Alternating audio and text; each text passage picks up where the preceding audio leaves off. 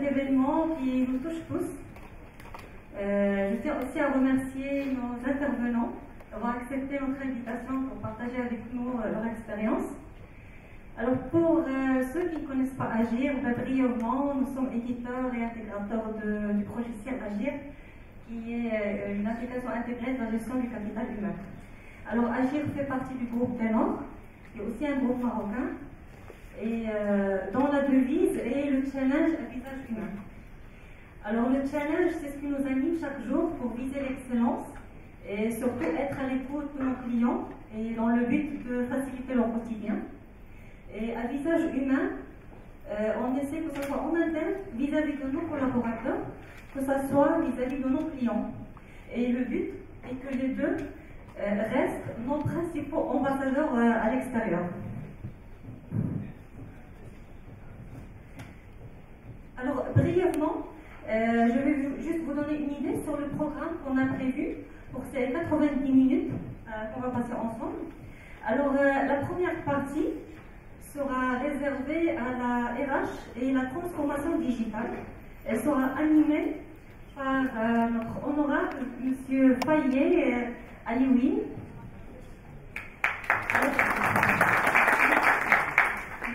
C'est le doyen de TRH, c'est un expert consultant dans l'organisation en général, RH. Alors, c'est sûr que je vais oublier quelque chose. Il a plus de 20 ans dans la RH. Il a aussi une carrière avant en tant que spécialiste dans la juriste, diplômé de Dauphine, diplômé aussi de l'Université du Sénégal. C'est un Sénégalais. Et donc, on aura l'occasion, avec lui, il va nous un peu décrire tout le périmètre et un peu aussi le contenu de ce chantier qui est assez large, qui est la transformation digitale en général. La seconde partie, elle va être réservée à un thème qui devient de plus en plus fréquent et qui est le positionnement de la RH face à la globalisation. Alors récemment, face à une économie mondiale où le métro mot c'est la performance et le capital humain en tant que ressource principale pour toute entreprise et l'investissement sur cette ressource est la clé de la performance et le gain économique en général. La majorité pense à une centralisation, à une industrialisation des process, parfois la réglementation et ainsi de suite. Et donc nos différents intervenants spécialistes, chacun dans son domaine, va essayer de nous parler de son expérience et de nous parler de ce sujet qui devient, comme j'ai dit, de plus en plus fréquent.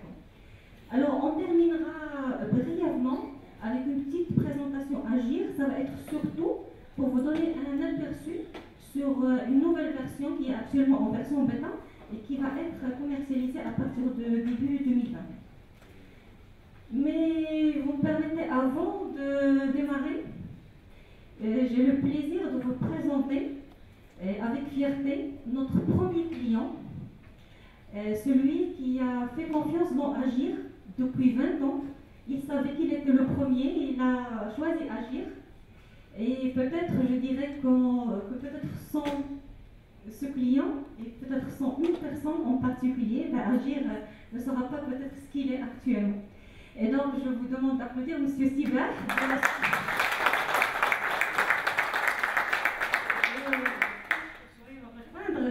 C'est la société SMM sur Côte d'Avant. Peut-être il va faire juste un petit témoignage. Modeste témoignage.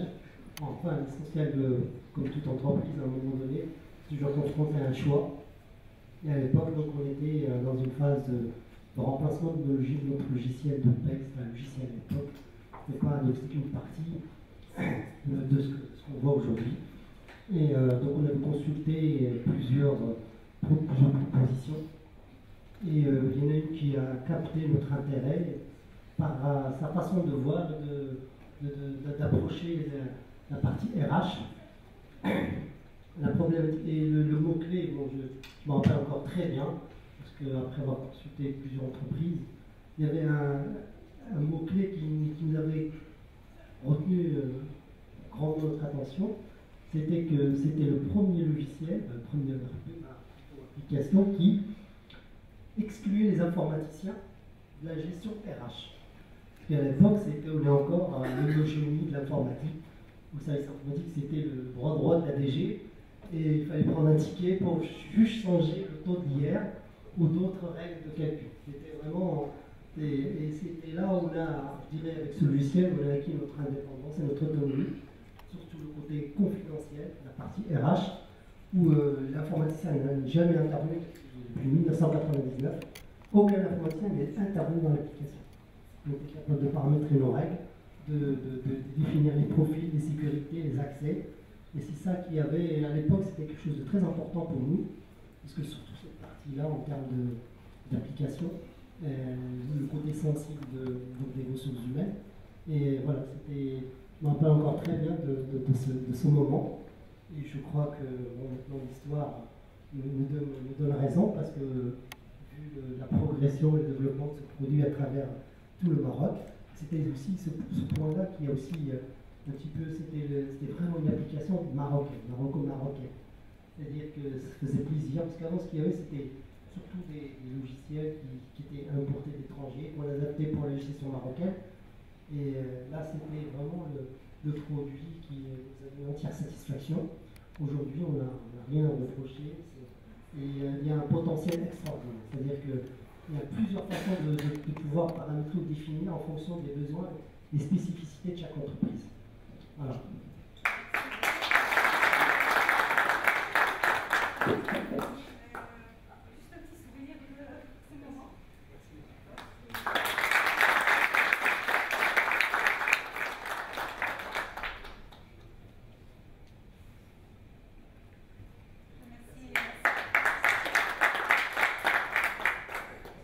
Merci. On laisse avec M. Fayet, Marie-Louine. Voilà, merci.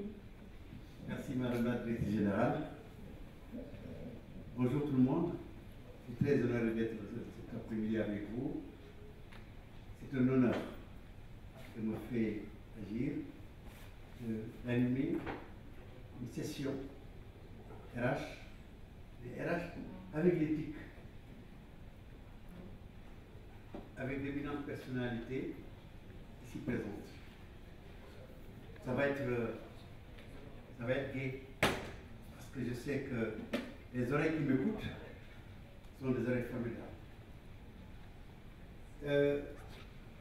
Disons que ce n'est pas la première fois que je viens au Maroc. Je suis toujours venu au Maroc parce que le Maroc et le Sénégal, c'est deux pays amis de très longue date, surtout lorsqu'on va du côté de Fès. Et ce sera toujours un plaisir parce que Casa, plus précisément, disons le Maroc de manière générale, et si vous voulez, une seconde patrie pour les Sénégalais. Donc merci de m'avoir invité à ce forum. Je ne vais pas être très long sur cette introduction parce que tout simplement le temps nous est compté. Nous avions 1h30, 10 minutes, 10 minutes sont déjà passées, on va essayer de gérer le reste du temps. Donc, je crois que j'ai... Voilà. Je vais partir déjà de ce petit dicton sans le commenter, parce que tout le monde le comprendra. Si les choses ne changent pas, il faudrait peut-être changer la façon de les voir. Ça suffit. Nous sommes en plein dans la mutation, dans les changements. Qu'est-ce qui va changer ici? C'est tout ce qui va impacter l'entreprise, et notamment les ressources humaines. On va, dans un premier temps, essayer de voir qu'est-ce qui caractérise ce troisième millénaire. Un ère de changement. Ce qui est le plus constant aujourd'hui, c'est le changement. Dans un deuxième temps, après l'introduction, on va essayer, sans trop nous hasarder dans les détails, de voir de quoi s'agit-il lorsqu'on parle de transformation digitale ou numérique. Deuxième point, constater que la transformation digitale est au cœur de la fonction RH. Aujourd'hui, difficile de faire la fonction RH sans être au courant, au parfum de ce qui se fait en matière digitale ou dans le numérique, tout simplement. Et là, enfin, avant ma conclusion, pour montrer que malgré l'émergence de tout ce qui est digital, tout ce qui est numérique, de tout ce qui est intelligence artificielle, la fonction ressources humaines sera toujours là. Et elle sera encore beaucoup plus humaine. Parce que on pense que le fait de digitaliser, de numériser tout, le tout, pourrait faire de sorte que l'humain disparaisse. L'humain va rester dans l'entreprise et entre les mains des hommes qui s'occupent des ressources humaines. Cela étant dit, je peux avancer un tout petit peu sur mon introduction très rapidement pour montrer tout simplement que tous les changements qui vont se produire, les changements qui vont impacter le plus les ressources humaines, c'est la digitalisation. La digitalisation, 96%, et le reste, vous voyez, les nouvelles façons de travailler, la collaboration intergénérationnelle, parce qu'aujourd'hui, les Y, les millénials, les X qui sont dans l'entreprise, c'est une autre façon de travailler, etc. Donc, juste des pourcentages pour montrer qu'en tout cas, la digitalisation occupe un espace extrêmement important dans cette fonction RH. Va impacter le plus. Et votre constat également, c'est comment tout cela a évolué. La première vague de l'Internet, suivie de l'Internet mobile. Aujourd'hui, tout le monde est dans le mobile, dans l'Internet mobile. Ensuite, troisième vague, les objets connectés. Nous y sommes en ce moment. Et enfin, l'intelligence artificielle et la robotique. L'évolution de l'Internet à l'intelligence artificielle, c'est un long parcours, mais assez court en même temps. Parce que le temps n'a pas permis à tout le monde de maîtriser les différentes vagues. Mais enfin, on va y parvenir ou on va disparaître. Le monde de l'entreprise également change, et change de manière constante. La communication évolue digitale. Les commandes des clients passent sur Internet, de plus en plus. Consultation des comptes bancaires et virements effectués via smartphone. Quel progrès! Les factures payées sur Internet. Réservation de billets d'avion, tout en ayant la possibilité de comparer les prix. Et toutes les offres disponibles. Le monde a totalement changé. Rien ne sera plus comme avant. Nous devons être vigilants pour tout simplement surveiller certaines technologies. L'intelligence artificielle, les blockchains, les réalités virtuelles, les réalités augmentées, les drones, de plus en plus. Les 3D, on verra d'ailleurs tout de suite une image, faire de la cuisine en 3D. Pour montrer que tout a changé. Le transport autonome, aujourd'hui, dans certains pays, certains bus autonomes circulent à 10 km à l'heure pour les personnes âgées. Ça viendra, ça se transférera ici. Le fauteuil robotique, un fauteuil intelligent, piloté par un smartphone. Avec le smartphone aujourd'hui, on a l'impression qu'on peut tout faire. La restauration, l'imprimante 3D qui prépare de nouveaux plats. Aurait-on besoin demain d'une épouse ou d'un mari qui sait faire la cuisine? Il suffit peut-être de programmer tout cela pour avoir le repas qu'on veut. Les drones qui font déjà des livraisons de poches de sang. Les drones, c'est beaucoup plus rapide qu'une voiture qui va aller du centre de transfusion sanguine à l'hôpital pour un malade. Il suffit de l'envoyer par drone et puis tout de suite, dans les 10 minutes, même pas, le médecin a cette poche de sang. C'est pour dire que véritablement, nous sommes dans un écosystème qui est en mutation. Tout bouge. Même l'ADN des entreprises va changer. Régulièrement. Tout le temps. Constamment. Et aujourd'hui, toutes les entreprises qui sont confrontées aux besoins de se transformer pour rester performantes, elles resteront avec le digital comme fer de lance. Mais pour que cette digitalisation ne se fasse pas contre l'humain, Mais pour l'humain, il faut tout simplement la coacher, il faut la guider, il faut l'orienter. Et à ce niveau, les RH ont un rôle stratégique à jouer. Un rôle stratégique qui leur permet d'impulser, qui leur permet de porter cette transformation pour créer les nouvelles conditions de réussite de l'organisation. Le premier point donc, après cette brève introduction, c'est véritablement expliquer très rapidement ce qu'est la transformation digitale numérique, ce qu'est l'intelligence artificielle, pour nous permettre de comprendre et de faire un lien avec le travail des RH. Ce point de vue. Le numérique, l'ensemble des technologies, donc ce sont des technologies qui font appel à encodage. Et ça s'oppose à l'analogie. On avait des télévisions analogiques et aujourd'hui nous avons des télévisions numériques. Les photos numériques, les vidéos sont numériques également. Le digital fait plutôt référence à l'individu qui utilise le numérique. Tout ce qui est digital aujourd'hui, ça touche les doigts, les empreintes digitales. Pour vous amener tout simplement à comprendre cela. Qui dit digitalisation donc d'une entreprise, dit mise en place de nouveaux canaux internes de communication, mais aussi des canaux externes de communication. Qui dit digitalisation, dit tout simplement valorisation de la culture collaborative, parce que les gens seront obligés de travailler ensemble, la collaboration.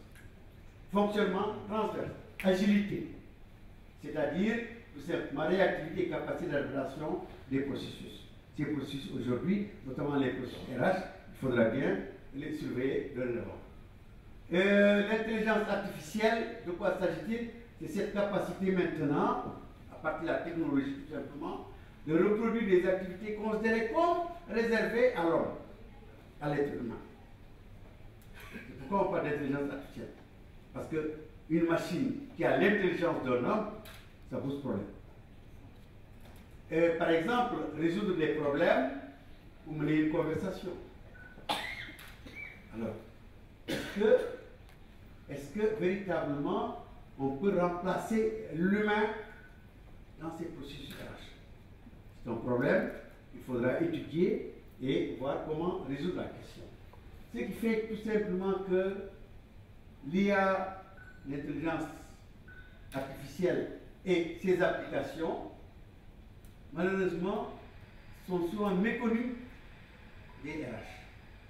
Ils n'osent pas tellement s'y aventurer, pensant qu'ils ne maîtriseront pas ce que peut apporter l'intelligence artificielle. Ils ont donc des appréhensions à les utiliser. Et pourtant, dans les ressources humaines, nous allons le montrer tout à l'heure, énormément d'applications qui feront que le travail du DRH va être plus ou moins allégé, mais va être beaucoup plus profond, elle doit être beaucoup plus décisif par rapport tout simplement à la façon dont il travaillait auparavant. La révolution numérique s'accompagne de révolutions organisationnelles et culturelles. De fait, le succès de la transformation digitale de l'organisation repose avant tout sur les hommes et les femmes qui sont chargés tout simplement de créer la performance de l'entreprise. Le facteur humain ici est extrêmement important. Et d'où le rôle moteur de la fonction RH dans la transformation digitale de l'entreprise. Aujourd'hui, si l'entreprise parvient à se transformer sur ce plan-là, les DRH auront un rôle extrêmement important à jouer, sinon même le plus important à jouer. Je n'ai pas osé m'allonger sur les explications ou la conception relative tout simplement au digital ou à la numérisation ou même à l'intelligence artificielle. Il est peut-être préférable de voir maintenant comment la transformation digitale est au cœur de la mission de la fonction RH. Disons que beaucoup de domaines sont concernés. Très large variété de domaines concernés par la transformation digitale, par l'intelligence artificielle, les nouveaux modes de travail. Aujourd'hui, le télétravail. Vous prendrez des jeunes millénials et des X et des Y, des générations X, des générations Y, qui vont travailler d'une certaine façon. Les millénials préféreront peut-être ne jamais tenir de réunion, travailler tout simplement sur la base de leur ordinateur. Pas de réunion, parce que les réunions leur font perdre du temps. La qualité de vie au travail, l'activité. Aujourd'hui, le bien-être au travail. La gestion de la fidélisation des talents, un rôle extrêmement important au niveau des DRH. La stratégie de marque employeur, l'optimisation de l'expérience salariée, l'automatisation des métiers, etc., etc., etc. Ça veut dire tout simplement une large panoplie de processus RH, en tout cas, sont impactés par l'intelligence artificielle ou par la transformation digitale. Donc, la question qui se pose n'est plus de savoir s'il faut passer au digital. C'est évident, il faut passer au digital. Mais la question qui se pose aujourd'hui, mais comment intégrer et obtenir des résultats? Il ne suffit pas de dire passons au digital. Mais il faut peut-être dire le comment du passer au digital.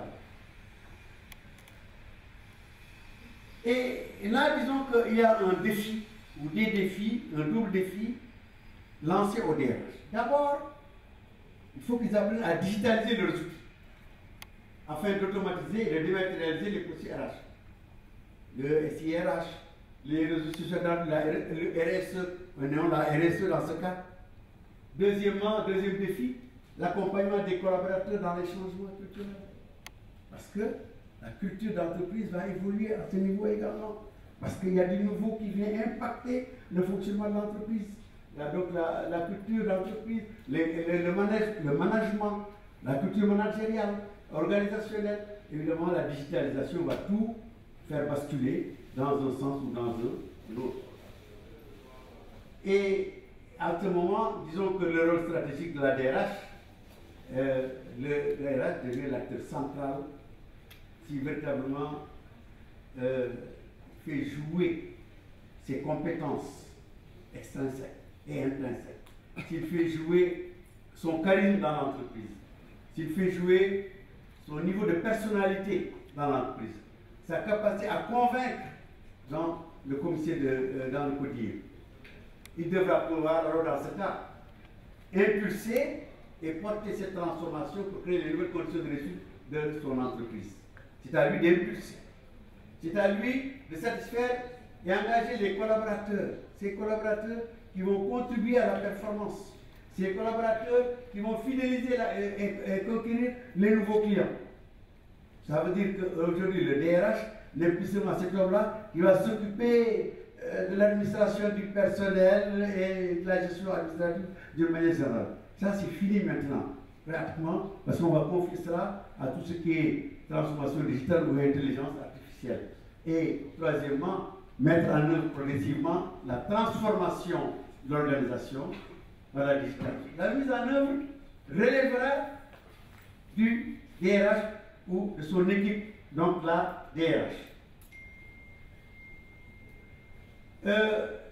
Il devra repenser son offre de service. C'est-à-dire donc répondre aux nouvelles exigences du collaborateur. Le collaborateur veut retrouver dans son entreprise les conditions, les usages du numérique lorsqu'il est en privé. Sa façon d'utiliser son téléphone portable, les jeux qui s'y trouvent, les logiciels qui s'y trouvent, il devrait pouvoir tout simplement en bénéficier. Et aussi, à un moment donné, on limitait véritablement les collaborateurs en mettant des points pour qu'ils ne passent pas dans certains logiciels qui n'arrangent pas l'entreprise. Aujourd'hui, je crois que cette étape est plus ou moins dépassée. Donc, la fonction RH va repenser son offre pour assurer des services plus personnalisés, des outils collaboratifs et innovants qui lui permettent d'être acteur de son développement, qui permettent aux collaborateurs d'être acteurs de son développement. Il s'agit de coacher le collaborateur autrement. Parce que nous avons des outils qui permettront tout simplement ce coaching différent. Troisième point, dans quel domaine, quels sont les domaines d'application? Quels sont les domaines d'application de l'intelligence artificielle dans les ressources humaines? Et je voulais prendre deux types d'exemples. Un exemple dans le recrutement, des exemples dans le recrutement et un exemple dans le contrôle de la paie. Dans le recrutement, la publicité. Aujourd'hui, beaucoup de réseaux sociaux qui permettent tout simplement de faire des appels à candidature. On peut acheter des espaces publicitaires en ligne avec LinkedIn, par exemple, ou bien avec Facebook Jobs, qui propose cette fonctionnalité. L'analyse de CV, également, c'est possible. On pourra extraire beaucoup d'informations qui sont pertinentes du CV du candidat. Alors qu'on n'a même pas encore lu le CV. C'est ce qui procure un gain de temps important. Le jeu. Le jeu dans le recrutement. Utiliser le jeu dans le recrutement. Le jeu dans le projet de recrutement. Ce qui nous permet d'analyser les compétences, un certain nombre de compétences. L'e-assessment, la vérification des diplômes de référence. Parce qu'aujourd'hui, facile de truquer son CV, de créer son CV à partir tout simplement de certains sites qui vous permettent de créer votre propre diplôme. Aujourd'hui, il est possible de vérifier tout cela avec ces logiciels. La communication avec les candidats également est véritablement assurée et facilitée à ce niveau-là. Pour dire tout simplement qu'il y a beaucoup de domaines d'application dans le recrutement plus précisément. Vous savez que le recrutement et la rémunération sont des choses extrêmement importantes dans l'entreprise. Le recrutement, un mauvais recrutement, c'est que ça coûte à l'entreprise. Ça peut véritablement casser toute ta productivité sur une année. Parce que nous avons fait un mauvais recrutement. Donc, dans le cas d'espèce, ne plus penser que l'intelligence artificielle prend la place de l'humain et élimine certaines fonctions du recruteur. Non. Le côté humain restera toujours. La technologie, oui, prend de plus en plus la place dans le processus de recrutement, mais les tâches sont effectuées, ce sont des tâches véritablement minimes qui sont effectuées par des machines. Des tâches répétitives qui sont effectuées par des machines. Ce ne sont pas des tâches fondamentales, mais toutes les tâches qui bouffent du temps peuvent être confiées à la machine. Évidemment, ce qui amènera le DRH à se consacrer à des activités, à des tâches qui ont beaucoup plus de valeur ajoutée.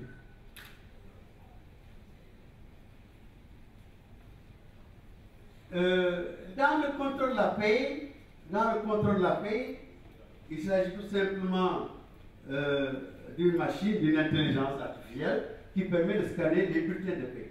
À partir du moment où on a scanné les bulletins de paie, il y a des anomalies qui sont détectées, qui seront à confirmer ou à infirmer par tout simplement le responsable de la paie. Ça peut être les heures supplémentaires, ça peut être tout simplement des primes qui ne s'expliquent pas, cela peut être des promotions également qui ne sont pas expliquées.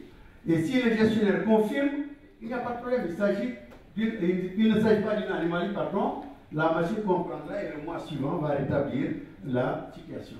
Pour dire tout simplement que le contrôle de la paie, aujourd'hui, qui prend beaucoup de temps, surtout quand on a un effectif extrêmement important, des milliers et des milliers, parce que ce cas-ci se présente par ADP en France, qui véritablement gère plusieurs salariés de plusieurs entreprises. Il s'agit tout simplement, donc, dans ce cas, de faire appel à l'intelligence artificielle pour gérer la rémunération à ce niveau. À partir d'algorithmes, ils vont créer et qui vont permettre d'assister le contrôle de la paie en masse. Donc, il n'y a plus de doute quant à l'avenir de la fonction, parce que certains en doutent. Demain, disent-ils, prétendent-ils, la fonction RH va disparaître de l'entreprise. on n'en aura plus besoin. Ce n'est pas vrai.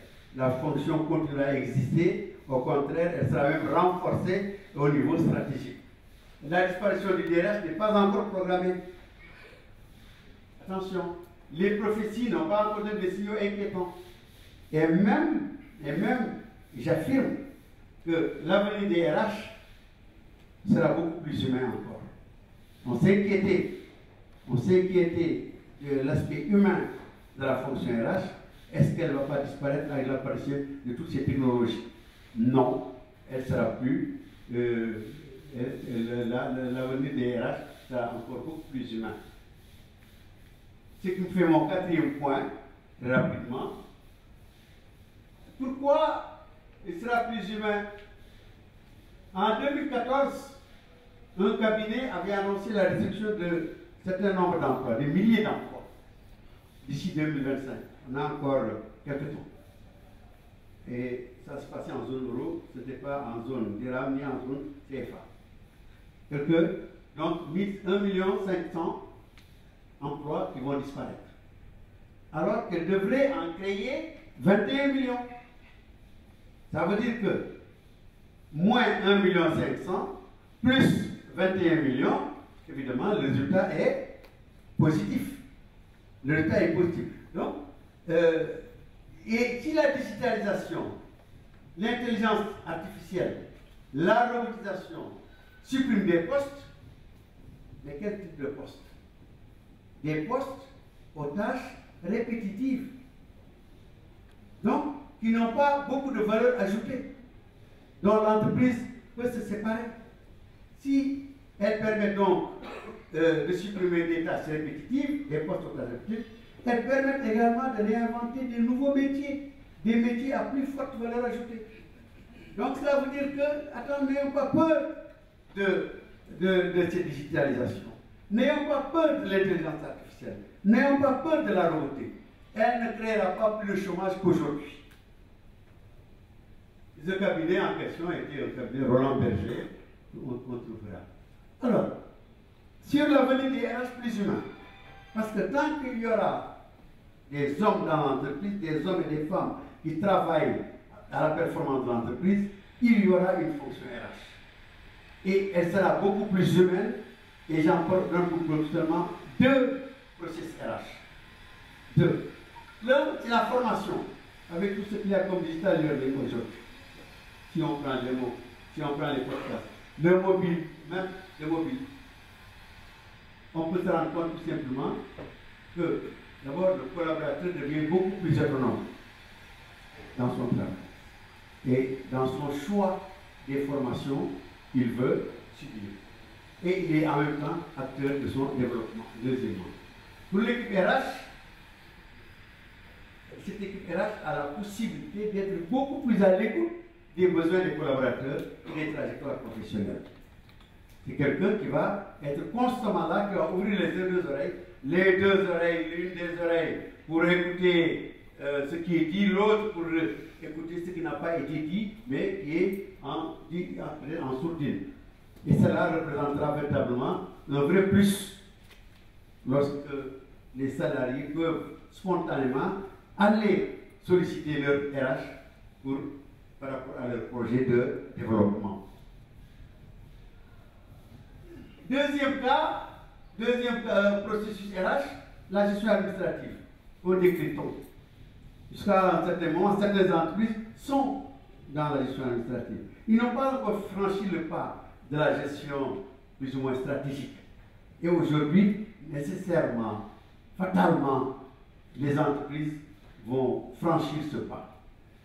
Ils vont franchir ce pas et travailler sur la gestion administrative autrement. Le salarié pourra directement les solliciter pour connaître ses permissions accordées, pour signaler un arrêt maladie, pour ses droits liés à ses congés. On le sait, de plus en plus, les permissions, on n'a plus besoin d'écrire une demande de permission, comme on le fait sur papier. On le fait tout simplement en cliquant quelque part et on est informé. Le résultat vient tout de suite ou instantanément. On sait qu'aujourd'hui, on n'a plus besoin de cette permission, on n'a plus besoin. Et puis, il y a même que le nombre d'heures d'absence est comptabilisé directement. Avantage, immédiateté de la réponse pour les salariés. Pour les équipes RH, une réallocation du temps vers des actions à plus haute valeur ajoutée. Comme on ne s'en plus de papier pour faire des demandes, pour mettre quelqu'un en congé, évidemment, on peut consacrer le temps économisé à faire autre chose qui a plus de valeur ajoutée. Sur deux autres processus RH, évidemment, toujours c'est de la formation et gestion administrative. Au total, on n'a plus d'écoute. On n'a plus d'écoute, on n'a plus d'accompagnement et de valorisation des processus internes. Ce qui va amener tout simplement les RH à reformuler leur raison d'être. Maintenant, il faudrait que chaque DRH, chaque responsable des ressources humaines, reformule sa raison d'être dans l'entreprise. Pourquoi je suis là dans l'entreprise? Est-ce que c'est pour toujours voir qui est venu à l'heure, qui est venu en retard, etc., à qui il faudrait donner un congé? Il faudrait poser la question de son why. Pourquoi je suis là? Pourquoi? Qu'est-ce que je fais ici? Pour imaginer un nouveau périmètre d'action. Il faut maintenant tout simplement... Vous savez, c'est l'homme qui fait la fonction en réalité. On peut vous donner un poste qui a une faible valeur ajoutée et à vous maintenant de booster ce poste-là et de faire de sorte qu'il soit incontournable. Comme à certains, on a donné des postes et véritablement, ils ont tué le poste. Il faudrait qu'on apprenne aujourd'hui, véritablement, à booster les postes, quel que soit le niveau de valeur ajoutée qu'ils peuvent apporter, qu'on apprenne à les booster véritablement. Aujourd'hui, la fonction RH sera beaucoup plus stratégique et sera beaucoup plus au service de l'humain.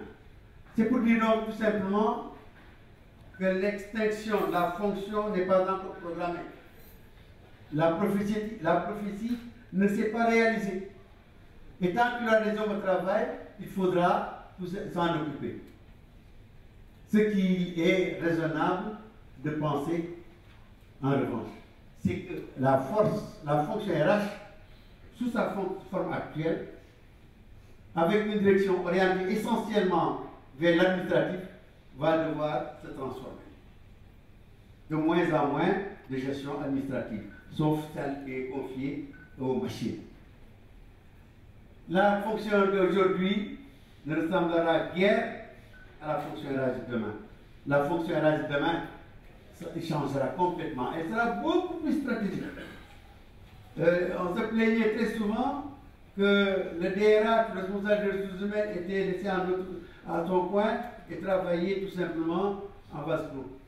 Ce ne sera plus le cas maintenant. Il s'agira tout simplement de faire de sorte que le DRH ou le RRH soit la locomotive dans l'entreprise. L'une des personnes les plus importantes. Ça a commencé dans certaines entreprises où on prend le DRH, on en fait un directeur général adjoint, un DGA, pour lui permettre tout simplement d'être au cœur de la décision ou des décisions concernant le personnel, au lieu de passer toujours par une certaine voie hiérarchique pour résoudre des problèmes liés aux personnes.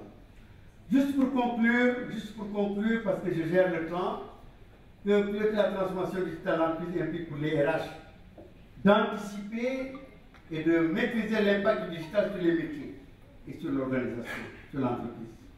Et l'anticipation est extrêmement importante à ce niveau-là. Il ne faut plus attendre.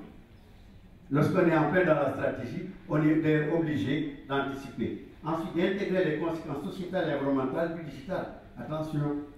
Ah oui, là, il faut faire attention parce que le digital, quand même, a un impact également sur l'environnement, a un impact sur l'ADN de l'entreprise en elle-même, si vous voulez.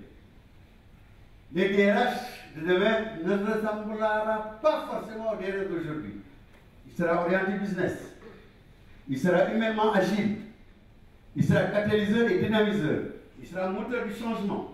Il sera accompagnateur des transformations. Ce sera son rôle principal parce que l'entreprise statique n'existera plus. Ce sera une entreprise qui sera en perpétuel mouvement, en perpétuelle évolution et il faudrait alors que tout simplement il soit ce sponsor-là. C'est pour dire donc tout simplement que les DRH ont les cartes en main, que la place de l'humain et des RH dans la transformation digitale des entreprises n'est plus à démontrer. Aujourd'hui, c'est eux les maîtres. C'est maintenant vous, les RH, qui avez les cartes en main. Je vous remercie.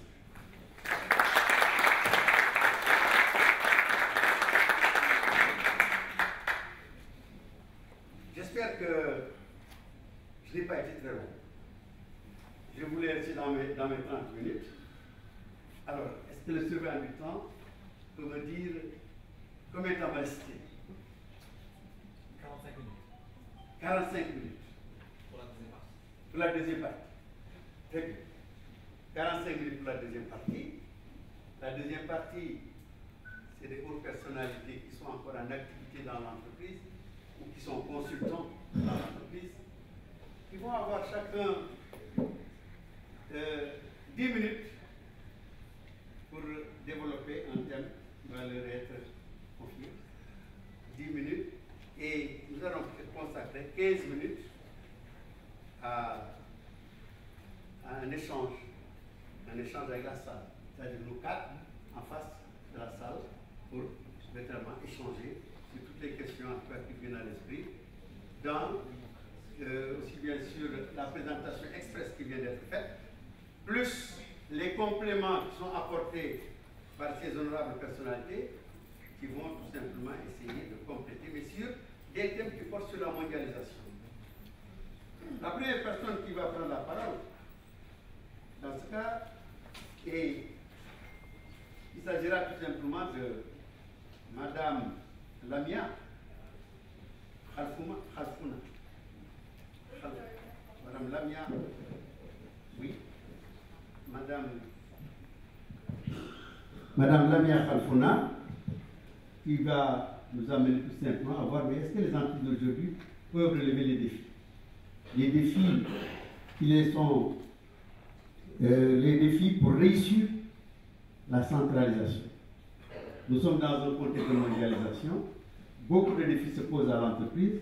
Eh bien, pour ce qui concerne la centralisation, nous vous donnons la parole. La présentation de Lamia est là. On va gagner du temps. Elle a laissé sur au tableau. C'est que vous aurez beaucoup plus d'informations pour tout simplement référer à ça. Elle a un pédigré extrêmement important. Je ne sais pas s'il y a des recruteurs qui veulent la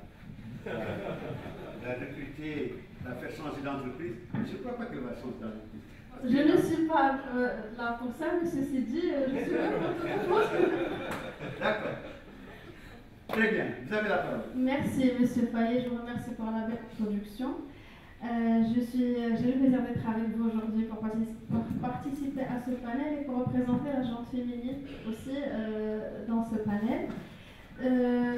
Ayant travaillé toujours dans les ressources humaines, dans une multinationale américaine et par la suite dans un grand groupe marocain qui est maintenant présent dans plusieurs pays de l'Afrique, j'ai pu toucher réellement à cette notion de globalisation qui nous ramène à la centralisation des processus. Donc je vais aussi apporter, de par ma modeste expérience, quelque chose à ce sujet que nous discutons aujourd'hui. Donc, Monsieur Fayet, vous m'avez posé la question sur la centralisation qui est impliquée par la mondialisation. Donc, on parle d'entreprise mondiale globale, quand une entreprise est présente dans plusieurs pays pour atteindre une performance escomptée, mais qui est là aussi pour supporter la notion de transformation et les changements que implique l'environnement de l'entreprise et que l'entreprise, avec ses ressources humaines, doit subir à chaque fois. Donc, cette centralisation, déjà, si on veut l'expliquer, par quoi comment on peut expliquer la notion de centralisation? La centralisation des ressources humaines, c'est le fait de créer des centres de compétences qu'on peut appeler aussi des centres de compétences partagés. Ces centres de compétences, au-delà d'une notion de gestion, d'économie d'échelle et d'optimisation des coûts, sont créés pour une réelle harmonisation des pratiques, et une réelle harmonisation non seulement des pratiques RH, mais aussi pour le partage des best practices qui sont définies généralement au niveau du siège ou au niveau de la fonction centralisée. Alors, quelles sont ces fonctions qu'on peut centraliser? Généralement, on centralise et on crée des centres de compétences pour tout ce qui est lié au volet développement RH. Pourquoi le développement RH? Parce que c'est là où il y a la valeur ajoutée, la vraie valeur ajoutée que peut créer les ressources humaines. Alors on parle de recrutement, on parle de formation, on parle de gestion de carrière et on parle d'appréciation de la performance, donc l'évaluation. Pour le recrutement, donc je vais brièvement donner une petite explication de la centralisation par rapport à chacun de ces processus. Pour le recrutement, en fait, l'entreprise globale a tout à gagner à centraliser ce processus. De un, parce que toutes les entités locales, ils bénéficient d'une marque employeur. Quand on parle d'une marque employeur, c'est quelque chose qui nécessite beaucoup d'investissement et d'efforts. Donc cette marque employeur, elle est généralement travaillée, entre guillemets, par ce centre de compétences. Et quand les entités locales se basent sur cette marque employeur, elles peuvent mieux attirer des profils. Au-delà de la marque employeur, il y a quelque chose aussi de très intéressant qu'on peut avoir à travers la centralisation, c'est qu'on puisse, dans un marché de travail non national mais plutôt international, notamment pour des fonctions de management. Et deuxièmement, on a cette notion de recrutement interne, parce qu'on parle de groupes, de sociétés qui sont présentes dans plusieurs nations, donc un grand nombre d'effectifs. Et là, la notion de recrutement interne prend toute son ampleur, parce qu'un besoin pour un poste de management au Maroc peut être comblé par quelqu'un qui vient de la France du même groupe, et vice-versa. Donc ça nous fait gagner de l'argent, ça nous fait gagner du temps parce qu'on a quelqu'un, on a une compétence qui connaît la culture de la boîte, donc ça nous prend moins de temps pour qu'elle soit formée. Et on a aussi une belle opportunité de gestion de carrière pour cette ressource interne qu'on vient de recruter. Donc on a parlé du recrutement interne, on ne peut pas ne pas parler de la gestion de mobilité parce qu'on ne peut pas ouvrir toutes les portes pour le recrutement interne, il faut le normaliser, il faut définir des règles, qui peut partir à quelle fonction, à travers quel canal, quel processus.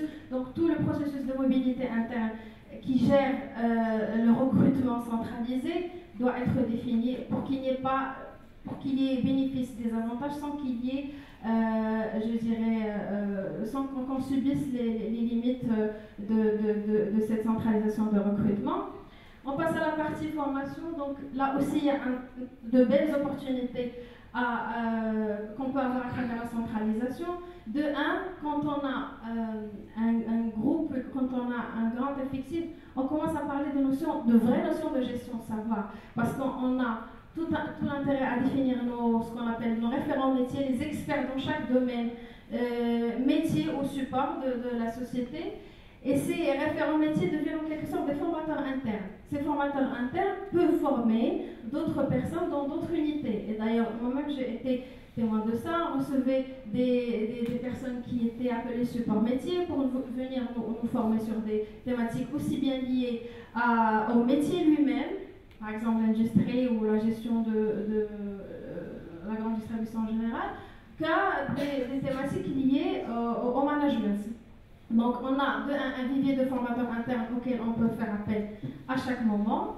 Et on a une très grande notion d'optimisation des coûts, parce que bien évidemment, quand on programme, là, on pense à concevoir des cycles de formation et des actions de formation, on peut faire appel à des bénéficiaires de par le monde, c'est-à-dire tout le personnel qui appartient à cette société peut bénéficier de cette action de formation. Donc au lieu de faire ça pour 5 personnes, on peut le faire pour 10 personnes. Et ça permet aussi l'échange, l'opportunité d'échange qui se crée entre les bénéficiaires qui sont généralement liés à un métier bien précis, qui se rencontrent aussi lors de ces formations. Donc on a la notion de coût optimisé, on a la notion de vivier de formateurs internes. Il y a aussi un autre élément qui m'échappe, donc je vais peut-être revenir par la suite. Je vais passer à un autre volet RH aussi qui gagne tout de la centralisation, c'est la gestion de carrière. Alors la gestion de carrière implique qu'il y ait beaucoup plus de perspectives d'évolution pour le personnel de l'entreprise, et cela est possible par le fait qu'il y ait beaucoup plus de possibilités de promotion horizontale et verticale. Alors, ici, l'entreprise, elle a toute, si elle a toute l'intelligence d'avoir une vraie politique de gestion de haut potentiel, elle ne peut qu'en bénéficier parce que l'investissement dans ce sens sera partagé, sur l'ensemble des entités bénéficiaires. Elle pourra mieux fidéliser ses ressources internes, surtout ceux qui sont définis en tant que haut potentiel, et pourra mieux leur offrir des opportunités de développement. Vous avez sûrement, vous connaissez des gens qui sont partis expatriés dans d'autres pays, qui ont été promus. Bien évidemment, si on n'avait pas cette possibilité de creuser dans les opportunités groupes, ils auraient resté là où elles sont. Donc il y a aussi de très belles opportunités à définir dans ce sens. Pour aussi la gestion de carrière, on peut parler de notions. Ah, ça m'échappe, excusez-moi, je classe mes idées. Alors, donc, je voudrais vous parler essentiellement de ça, cette notion d'opportunité groupe. Et là, je passerai aussi à un autre volet, qui est celui de la gestion de la performance. En fait, la gestion de la performance, telle qu'on l'a définie, c'est un volet qui est très sensible, parce que généralement, lié à la rétribution, donc octroyer des bonus au personnel, lié aux opportunités de carrière, pour dire qui est promu cette année, qui sera promu l'année prochaine, qui ne le sera pas. Donc, quand on définit de façon claire et nette et normalisée et une politique et des processus d'évaluation et d'appréciation de performance à travers toute l'entreprise, là, on gagne en fiabilité de process. Parce que là où on est, si on travaille à l'entreprise X et une entreprise globale, là où on est, quel que soit le pays où on travaille, on a la même politique d'évaluation. Donc, du coup, ça nous donne une plus grande confiance aux outputs de cette politique d'évaluation. Alors, je reviens là à la question de M. Fayet sur les défis ou en quelque sorte comment réussir une centralisation des fonctions RH. Il faut dire déjà que la centralisation n'est pas l'ultime choix. Il y a d'autres sociétés qui peuvent, en opposition, opter pour la décentralisation. Donc là, il faut toute l'intelligence de savoir quelle est l'approche la plus bénéfique pour l'entreprise. C'est vrai que la centralisation présente plusieurs avantages. D'ailleurs, on en a cité quelques-uns. À travers une centralisation des fonctions RH, on peut réussir une gestion RH intégrée et vraiment offrir ce rôle de business partner, mais il faut bien des ingrédients de réussite. Alors, le premier ingrédient de réussite,